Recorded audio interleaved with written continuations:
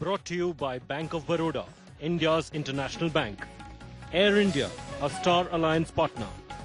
Himalaya Tentex Royal, for men's power and health. Yepingo, call more, pay less.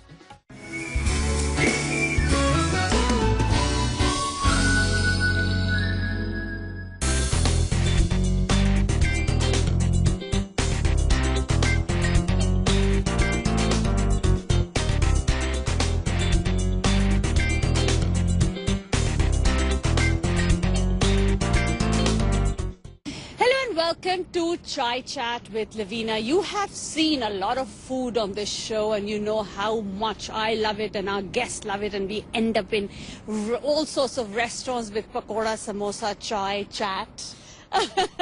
But today the person I'm in company of would not really approve, I think, of what all we eat. So I haven't gone to that extent. I was thinking of taking him to the restaurant, but I thought, no, let me learn from him. Dr. Aseem Malhotra, the cardiologist who has come up with this amazing 21-day lifestyle plan, or something that will change your life. So let's first ask him. I have to say that this has been written by Dr. Aseem Malhotra and Donald O'Neill, who, if he comes on time, we might have him on in the second segment, but he's an athlete and a sports person from South Africa. So first, over to you. How are you planning to change my life?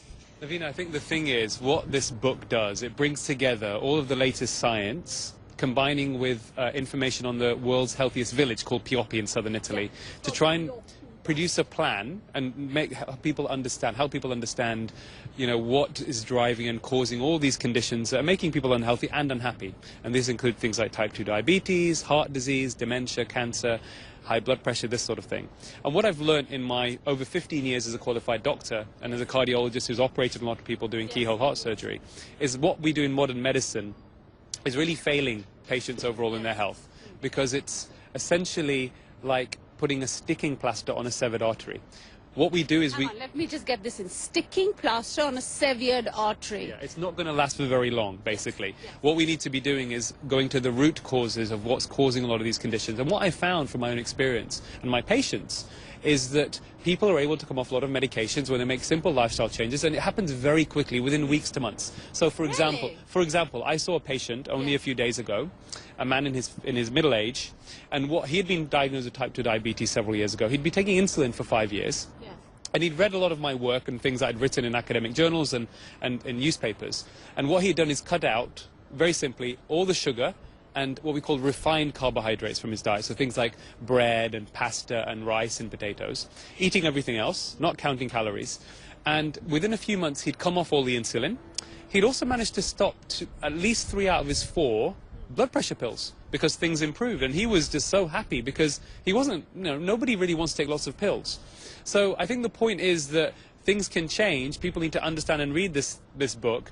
And there's not, you mentioned all the things like samosas and all that kind of thing at the beginning. Listen, we all love that food. Yes. The problem is, it's about how much you're eating and how often you're eating it. And what we need to do is make that be a treat, not the norm. And what we've done now is people eating these foods as part of the norm, part of their daily diet. And the healthy stuff has been put to the side, and that becomes a treat. And what we need to do is change that back. But, this is giving people information. They can then make their choices.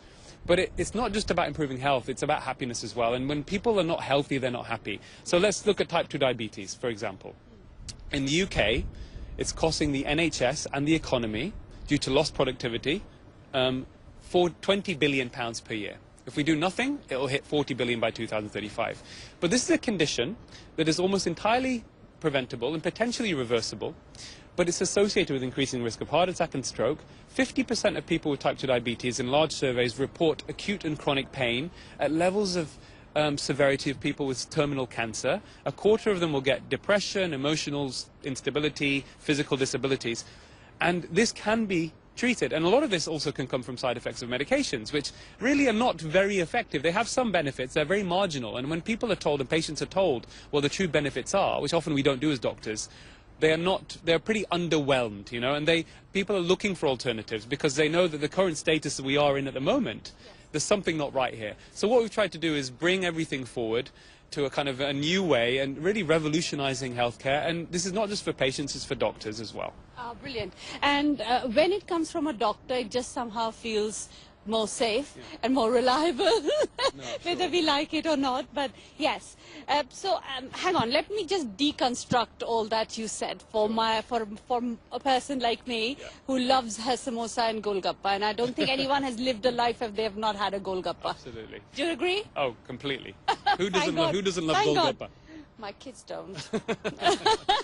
Anyway, so let's try and do this. So let's start with, and I completely agree when you said you're bandaging the severed artery. I mean, symptomatic treatment constantly at the NHS as well, constantly.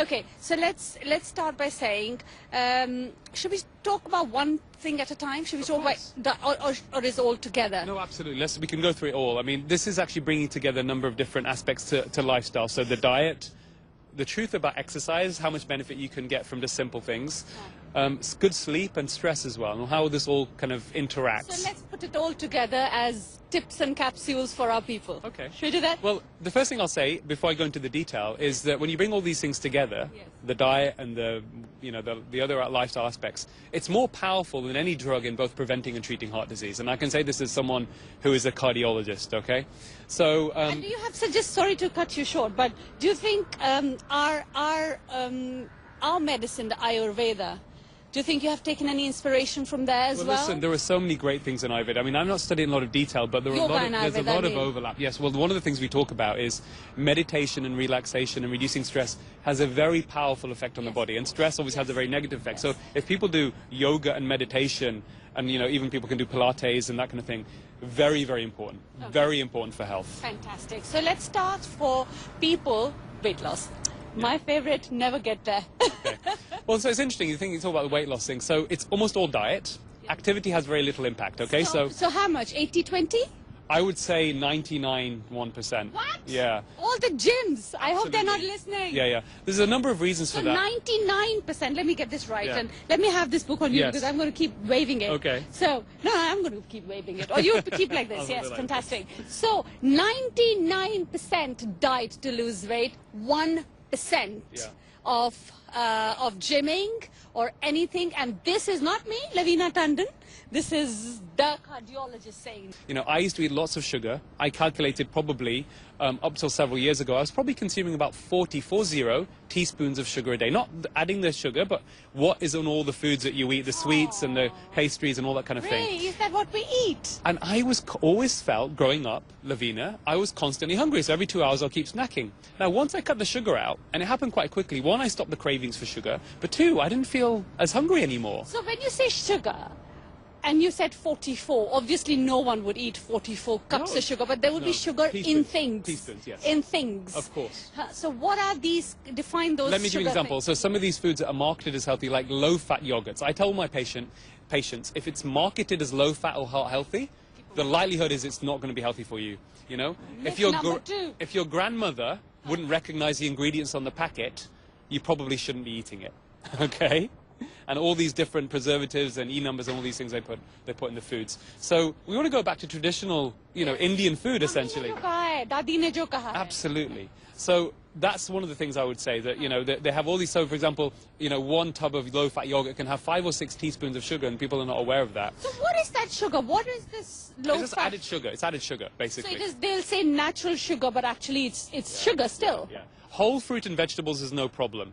It's all of the other processed foods, the packaged foods, the sweets and the low-fat yogurts, and even fruit juice is not healthy. I mean, there are people listening and watching this today. Do not give your kids fruit juice. It is a health hazard. So no, not from the concentrate. Absolutely not. Both. So neither from the concentrate nor not from the concentrate. It's basically liquid sugar. Your body cannot differentiate the juice sugar from something like a can of cola. It's the same metabolic effect on your body. Are you serious? Absolutely. Can of cola is equal to an orange juice. Absolutely. Like a standard glass of orange juice has the equivalent of around 7 teaspoons of sugar in it in liquid form.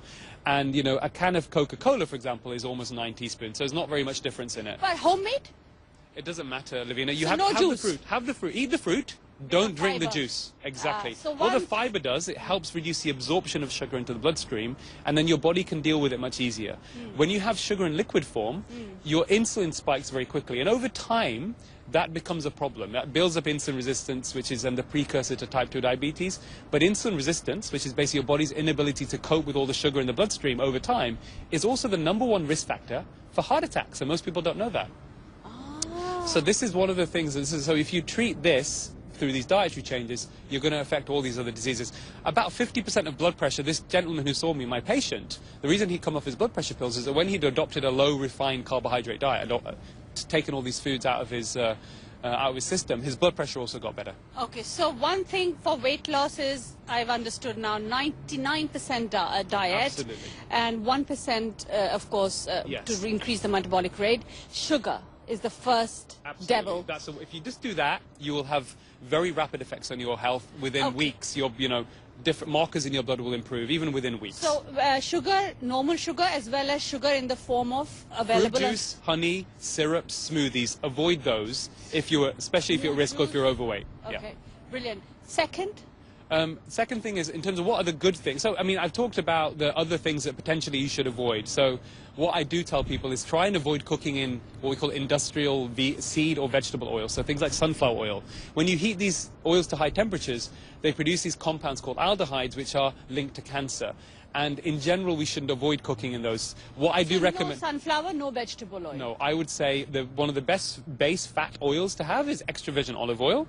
But Can you heat that? you can. That's also a myth. Oh, The that's a problem myth, with is it? it's a myth. The problem with extra virgin olive oil is if you heat it for a very long time, so more than 200 degrees for at least 40 minutes, then there may be a problem. But for most cooking purposes, it's absolutely fine. So what about the normal olive oil that's available? Is that okay, or No, virgin is better? I think go for extra virgin because the compounds in them that are beneficial and anti-inflammatory are in the pure, unprocessed, as pure as possible extra virgin But olive you oil. allowed us to have samosa and golgappa, but that can't be done in a virgin oil. Well, so coconut oil, mustard oil is okay as well. Coconut oil, mustard oil, extra Ghee virgin. and ghee. Ghee is I fine. cook in ghee all the time. I mean, I'm an avid cook. I cook all my curries. I cook my vegetables in All in ghee. ghee? Absolutely. Ghee and olive oil. I mix it together. Oh, that's a good one. And so I make can all you... my curries. And I love Indian food, Lavina. I grew up on it. I Yes, cook of course. everything. I know his dad. His dad is a doctor, and that's how I know Dr. Malhotra. So yes, so you... Yeah. So those are the key things. The other thing that's also very beneficial, a small handful of nuts every day. So these are So define the nuts. tree nuts. So these are almonds, so badam, okay, walnuts, hazelnuts, macadamia nuts, these sorts of nuts. And not cashew nut. Cashew nuts, okay, but the best benefit when we look at the science is from the tree nuts. Okay, my mom always tells me if you have to have cashew nut, have it with kishmish. Is that correct? I don't know about that, to be No? honest. No, I okay. don't know. That's fine. So nuts. Nuts, but without Handful of raisins. nuts every day, very beneficial. Not raisins. No, not raisins. No, Because nuts. that's Just sugar. tree nuts. He's not in love with sugar at all. In fact, he hates sugar. I used to be a sugar addict. I used to love sugar, but you know. Okay, so eating in 2 hours interval, 6 times a day, is that a good one? No, we say stop snacking. When you do this plan, because your hunger gets controlled and you have better energy levels, that having these sugar crashes after eating, high sugar food. Yes. We say eat 2 to 3 meals a day. That's it. Absolutely, and no cereal, no sugared cereal. So I have eggs in the morning, or I'll have some yogurt and some berries, something like that. So with what's my an coffee. ideal breakfast? Well, egg is probably one of the most What if nutritious people foods. don't eat egg, like me? Okay, then you can have yogurt, full fat yogurt with a mixture of berries, some strawberries, some blueberries. You get a little bit of sweetness there, but you get also the other And benefits of those salt, fruits. what's the salt content? Salt, I'm not worried about salt so much. No, I think in the breakfast. in the breakfast salt content. Yes, I mean, you have all this is quite sweet. Sometimes you can't have being... If you want to add a bit of salt, you can do. I mean, I don't need to. So Any salt, so for example, can you have a toast or can you have... well, the some- problem with toast is it's bread. So I don't have. I mean, I avoid bread. So no wheat completely. either. No wheat either. Absolutely not. So what instead of roti? Well, that's a very interesting question. So I used to obviously have lots of roti, and I think one of the things that I advise people, think about how many rotis you're having. I mean, people listening are not suddenly going to stop all their roti. Some people will. And in terms of rice, I now make cauliflower rice. And in the book, we give a recipe of a nice cauliflower rice, which can go with the curry. And it's very tasty and easy to make and very nutritious. and doesn't give you that whole bloating. These are the things, people get bloated when they eat a lot of carbohydrates, so you find that disappears. So in terms of roti, I mean, people are developing different recipes where you can substitute that with different things. You can make it out of almond flour. People can be innovative. And we do have some recipes like that in the book as well. Bajra, jowar, all that is okay. Yeah. But not wheat. Yeah, so no absolutely. sugar, no wheat. Breakfast starts with either egg Yes. or no muesli, no nothing. I mean, you can have things like oats, like Oats, porridge, plain porridge porridge, oats with no yes. added sugar. That's fine, and add That's some fine. berries in there. That's also good. I even just have, because I don't feel as hungry anymore, I don't have a very big breakfast, so I might have a piece of fruit. I usually have a coffee with a bit of square of dark chocolate as well. I mean, me personally, I add some coconut oil to my coffee because the other thing about fat is it keeps you fuller for longer. It doesn't raise insulin and glucose levels as much. And when you get fats from nutritious foods, fat also helps you absorb vitamins like vitamin A, vitamin D, vitamin E, vitamin So K. you need fat. Oh, absolutely. You know. don't have to cut your fat No, completely, absolutely. which In fact, means... one of the messages in the book is don't fear fat. Okay, so our breakfast has started. Yeah. It is yogurt with berries Or eggs, or omelette, or, you know, yeah, porridge or yeah, whatever, and yeah. don't mind, have mustard oil, coconut oil, ghee and virgin oil. Absolutely. Okay, now how do we get to lunch? Well, lunch, you know, varies. For me, I often maybe have a salad with some tuna and some olive oil. If I've had, for example, some yogurt and berries for breakfast, then I might have eggs or some omelette for lunch. And then, you know, basically anything, as long as you're avoiding all the sort of so-called starches, to be honest. So no rice either. Well, listen, What happens to dal chawal? the issue with rice, again, is I would recommend people shouldn't be having white rice if they can, avoid it every day. If you're going to have it, have a much smaller portion than you're doing at the moment. So look at your diet, half the amount of rice you're having, maybe that would be a way to start. Have the vegetables, have the other things. Once you're cutting out the sugar, I mean, all these things together, not everyone will be able to do everything at the same time. But what we're doing is we're giving them the best available science in terms of what's going to be best for health, and then people will adjust accordingly. So what about vegetarians? Well, listen, this diet is very applicable to vegetarians. I think they're more... So evening vegetarian, give me one option. Okay, so I make this, one of my favorite dishes is I've done a version of pav bhaji, but obviously without the bread. And what I do is I get the vegetables, I've substituted the normal potato for sweet potato, okay, which is healthier. And I mix it with vegetables, which include, you know, broccoli and green beans and cauliflower and sometimes peas. Yes. And you make that the tarka basically is tomatoes and ginger with chilies, and cook that in ghee and olive oil, and then garam masala. And, you know, I can eat that on its own, to be honest. I mean, I have it with yogurt, because I like my chilies as well. It gives a bit of spice. And with the salad. And that's all you need. You don't need that. Mein kha sakte hain. Absolutely. Anytime. Absolutely. Okay, now food timing. Yeah. I don't think food timing is too much of an issue. So I mean, if you eat at 10 o'clock, is that okay? no, I mean, I don't think it's a major issue. We tend to advise leaving 2 or 3 hours before sleeping to eat. But as when you start eating healthily, it doesn't really matter too much. I think, you know, I don't think it's a big issue. And I think I want to get out of the way is quinoa, which is so famous. It's a major issue. We tend to advise leaving 2 or 3 hours before sleeping to eat. But as when you start eating healthily, it doesn't really matter too much. I think, you know, I don't think it's a big issue. And I think I want to get out of the way is quinoa, which is so famous. Is that a good replacement for rice? I think it's a better replacement. You know, I don't have any major issues with quinoa. No, not at all. No. But for someone who really is looking for weight loss, Sure. what kind this of will have- healthy weight loss do you think they should aim for? Well, no, I don't think In a week, It let's depends say. from individual to individual. I wouldn't but do that. still, a health, is it? There is no such answer to No, that. there's- okay, There is no so such that's answer. another myth It that- varies from person to person. Some people, for example, you know, just from cutting sugar, I know, who are not particularly overweight, lose 15 pounds in 3 weeks. Some people lose 1 or 2 stones within a month. Some people a bit less. It varies from person to person. Brilliant. Thank you very, very much. We wind up our first segment. In the second one, we'll talk about diabetes and blood pressure, heart attack, which is the very big problem with us Indian origin, and if I say a lot of Asian people as well. So I'm going to but recap a few things that I have understood. Number one, no 6 meals, 3 meals, enough. Number 2, oil, virgin oil, ghee, coconut oil, mustard oil. Not sunflower oil, not vegetable oil. Exercise 1% and 99% improving the diet through lifestyle. Real food, जैसा हमारे बाप दादा खाते हैं, जैसा एक किसान खाता है. From the farm, not the mix and this processed. Avoid cut, low fat, all these fad stuff. Correct? Absolutely Wrong? right. Right. Okay, thank you. I'm a good student. I'm a good student. I don't know how much I'll apply to myself, I'll but give there you you an go. A for that, A plus. At least in this I got A+. Well, let's see. Thank you very, very much for joining us in Chai Chat. Stay tuned. We're going to talk about this plan, the Pioppi diet for diabetes, blood pressure and heart diseases in the next segment. Stay tuned.